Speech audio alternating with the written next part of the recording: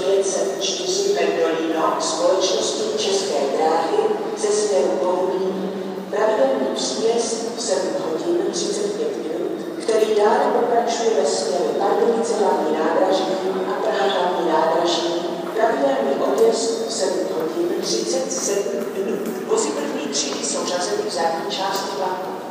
Bystro Vůz je řazen jako pátý vůz od začátku vlaku.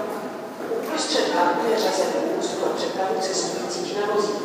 Upozorňujeme cestující, že tento vlak je povinně lístenkový. Ladies and gentlemen, the Super City Train 504 Pendolino of Czech Rail Company from Bohemian scheduled arrival at 7:35 a.m. is approaching platform 2. The train goes on to Pardubice hlavní nádraží and Praha hlavní nádraží. Scheduled departure at 7:37 a.m. Class 1 carriages are at the rear of the train. The bistro carriage is the fifth one from the head of the train.